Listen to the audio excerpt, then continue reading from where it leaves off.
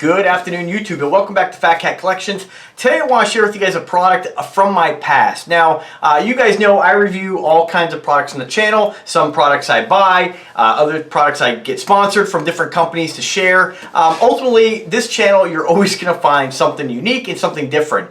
The only downside to that is a lot of times, there are channels specific to different products, but the cool thing about YouTube is you just never know what video you're going to put up and how you might, touch people's lives, what kind of traffic you might get off. A perfect example is, I've done videos just in order to not really have anything to do with really keyword search or do with YouTube revenue or referral traffic or any of the things that as YouTubers we all like to kind of think about. Sometimes like just fixing a microwave. I learned about it. It was a $5 fix, and just providing information for people might help them solve a common problem. So you never know what video is going to be popular and what video might bring new viewers to your channel. So I recently did a review on a skateboard I got from a company I work with quite often, and like I said, random product. They pay me to do a review, just feature it on the channel. And what this does is it allows companies to get and every product is different, but with this particular company, it allows the company to get their product out there a little bit and to possibly get some brand exposure and to learn from a YouTube influencer like myself, to learn from the public about a product that they have. Perfect example is sometimes I've reviewed watch companies that had a defect and they were able to catch it and make sure that that problem doesn't get passed on to their consumers.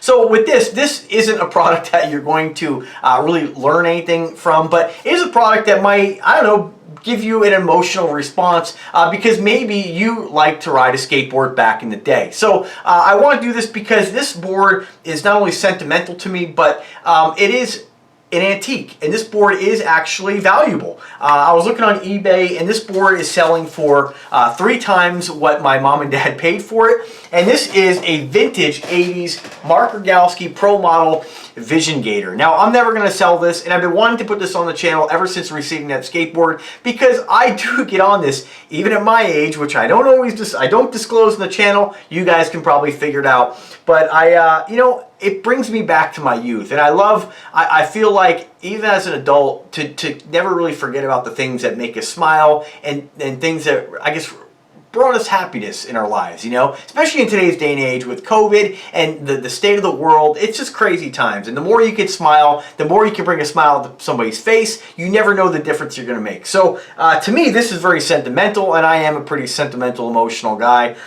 This is a killer board. Now, the cool thing about this is that a lot of times at skateboards, especially vintage skateboards and bikes, which I am restoring, my vintage 1980s Harrow Freestyler Pro, I believe it is, Sportster, I think it's called, it is in mint condition as well. Because if you've learned anything from watching me, I am pretty meticulous. I like everything clean. I maintain things. I take care of things. I don't like when people refer to watches as a shitter watch or a beater watch. I don't like that because I feel like even an inexpensive thing deserves to be treated with respect and dignity. Not dignity on board, but with respect. I remember as a kid, one of my friends, I believe he was a friend, it's a long time ago, but he said, first time you get your board, smash it into the curb because you're going to scratch it anyway. Well, I don't believe in that kind of mentality. I believe you can take care of things, and yeah, you're going to get road rash, you're going to get things that, you're going to get door dents. You can be as careful as you could possibly be with your things,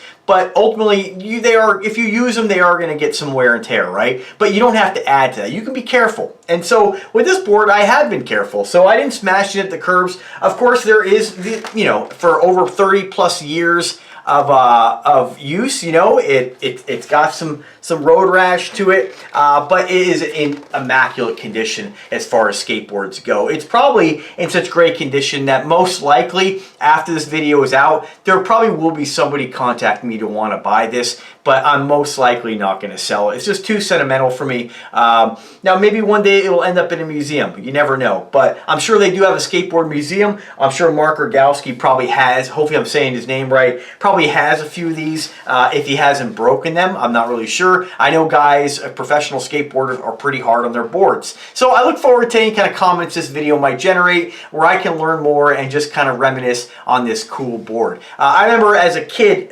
discovering about this. I used to have, what was it? It was basically a Toys R Us special. It was a heavy deck, really thick like particle plywood of some sort.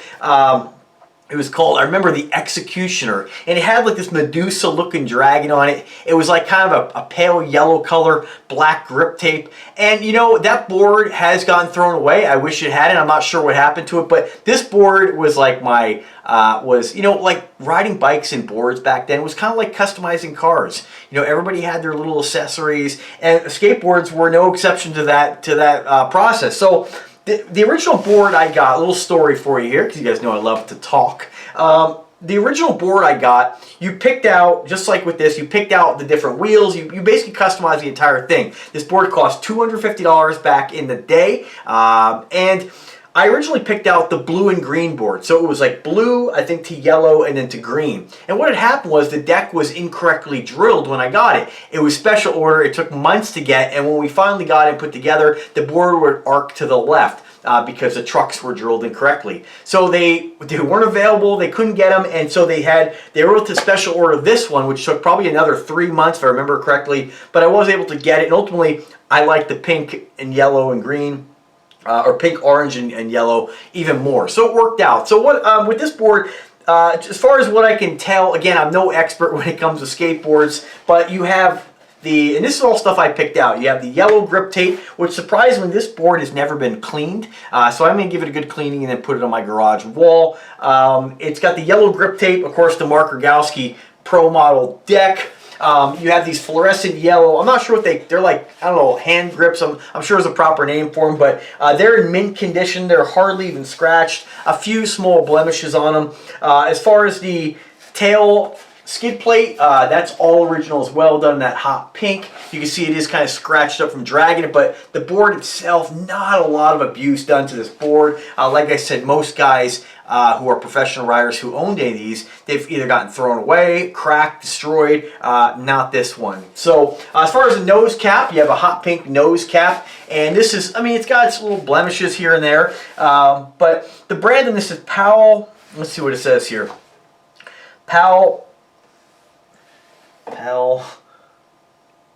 Prolata nose bone. It did have a T-Bird 2 on the rear truck to protect the bolt here, which I just took that off today because it was cracked, so I didn't see the point keeping it on. And then you have this rear guard, which protects the truck. Now, I did have two of these, but I had damaged the rear.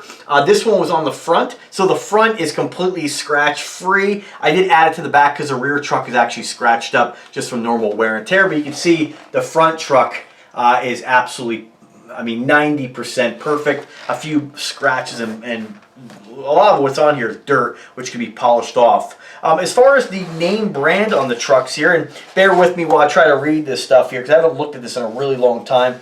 It looks like they're, see if I can catch a name on them here. I don't know, maybe you guys can. I can't really get close to the camera.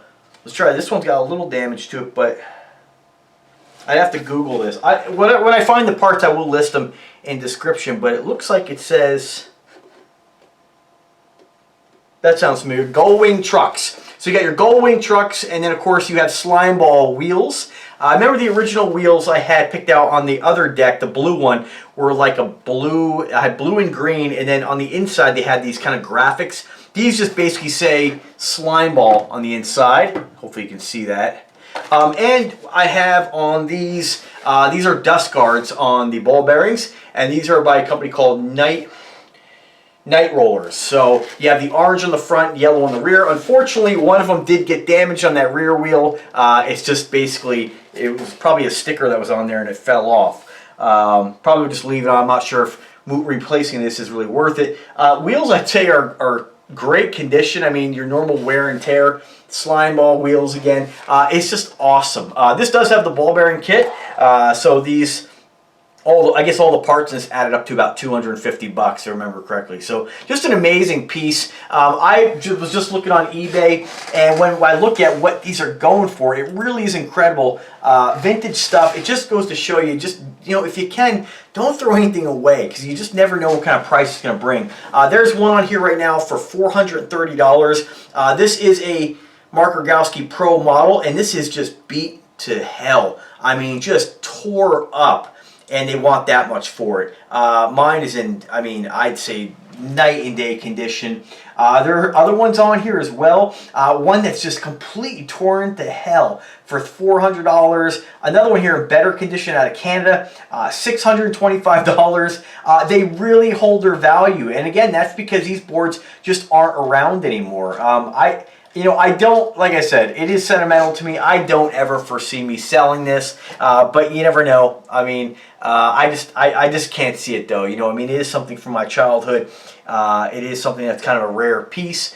Again, it's not something I, really use often, but it is pretty cool. But you never know, maybe the right offer will come along and it might end up in a museum or something like that. Not really sure. I don't know much about skateboards, but I wanted to share it with you guys. It is pretty killer. If you haven't checked out my newest review on my 41-inch long board, I'll put a link in the description to that one as well. If you are in the market for a skateboard, it's a great value. Has the LED wheels. It's amazing how manufacturing has just really, I mean, it's really just come so far where you can buy a board like that, which I would say is comparable in quality for like $70. So you won't see a lot of boards in this style or this design anymore. They're a lot smaller, and from what I can tell by watching a few videos, boards like this are a lot harder to ride than modern day skateboards. So they're bigger, they're heavier. It's like an old Cadillac, So killer board. I just wanted to share it with you guys in a quick video just to see what if anybody has anything like this and they share any of the fun and passion that I had for this hobby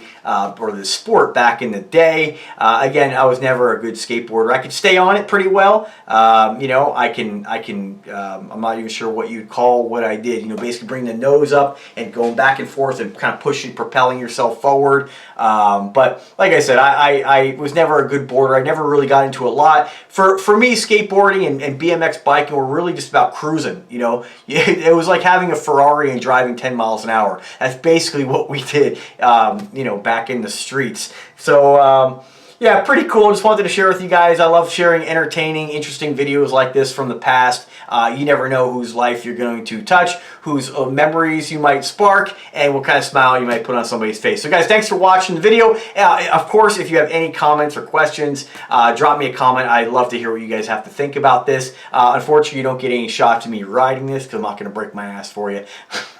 Although I'll probably take it out in a little bit here if it stops raining, just for the hell of it. But again, let me know if you have any questions. Drop me a comment, add whatever information you'd like. And that's been it, guys. Subscribe to the channel. As always, guys, if you are interested, I would be curious to hear what it's worth to people or companies or museums. But it's most likely not going to be sold. It's too sentimental for me. So anyway, guys, thanks for watching. As always, folks, have a wonderful day and take care.